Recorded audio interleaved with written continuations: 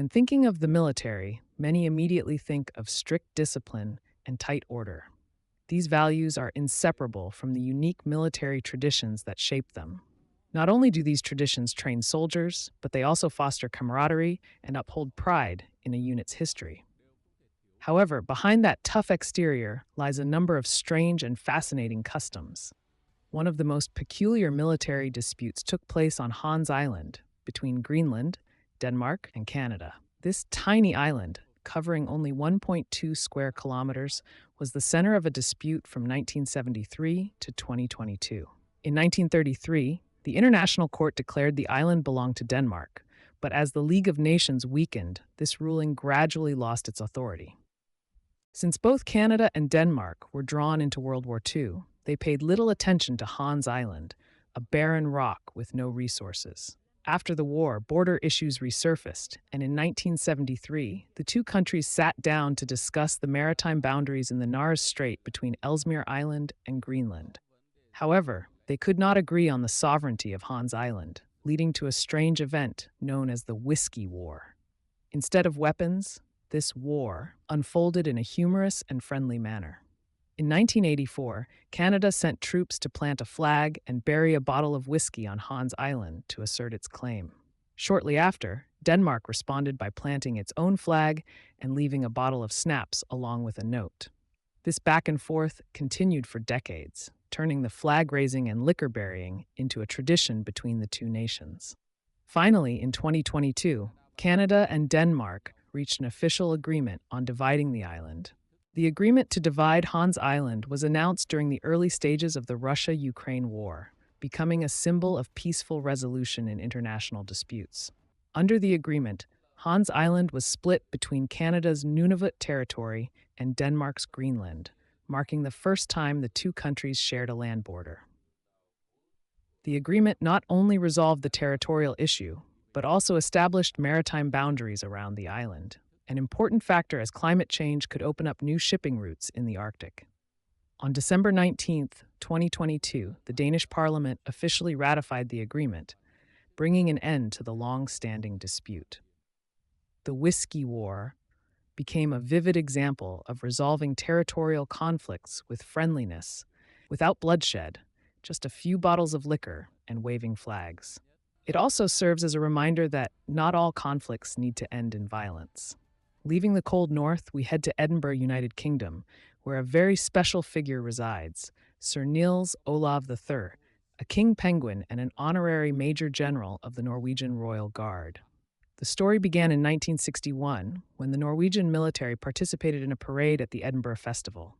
Lieutenant Niels Egelian visited the zoo and was impressed by the majestic demeanor of the king penguins. In 1972, he arranged for one of them to become the mascot of the force, naming it Niels Olav. Since then, Niels Olav has continued to rise through the ranks. In 1982, the penguin was promoted to corporal, then to sergeant in 1987, and has since achieved several notable promotions within the military ranks. Niels Olav passed away in 1987, but his rank and title were inherited by Niels Olav II. In 1993, 2001, and finally in 2005, Niels Olav II was promoted multiple times, eventually becoming an honorary colonel. To commemorate this event, the Edinburgh Zoo erected a bronze statue of Niels, standing over 1 meter tall. Not long after, Niels Olav II also passed away, and Niels Olav III was chosen to continue the tradition. In 2008, King Harald V of Norway knighted Niels Olav III, affirming that this penguin was truly deserving of such a high honor. The Norwegian Royal Guard then held a grand knighting ceremony at the Edinburgh Zoo.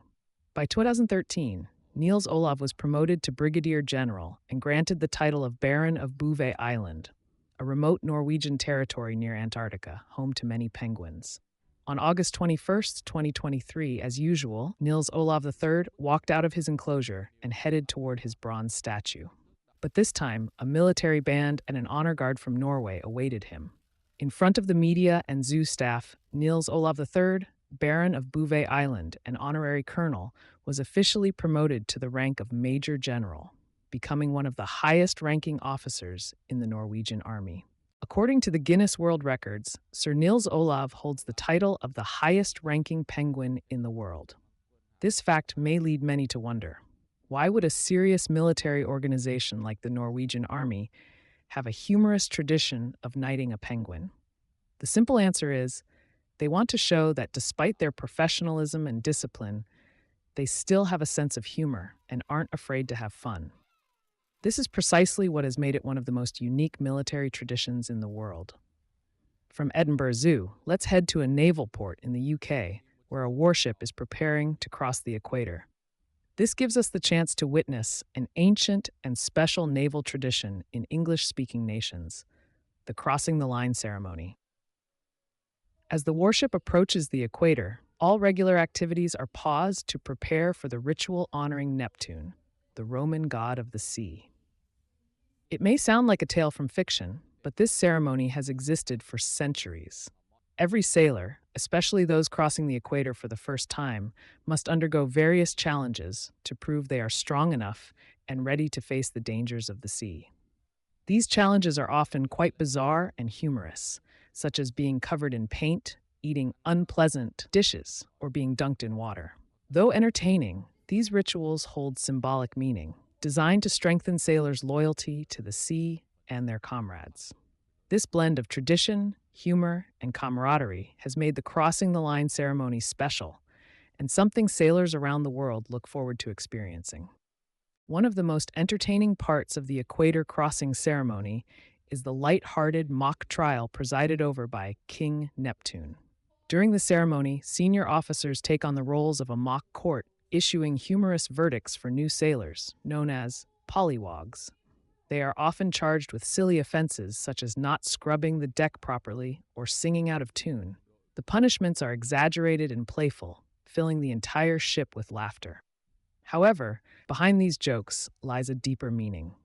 For sailors far from home, often facing the harshness of the sea, this is a rare moment of relaxation and enjoyment. The crossing the line ceremony helps build friendships and strengthen the bonds between the crew members.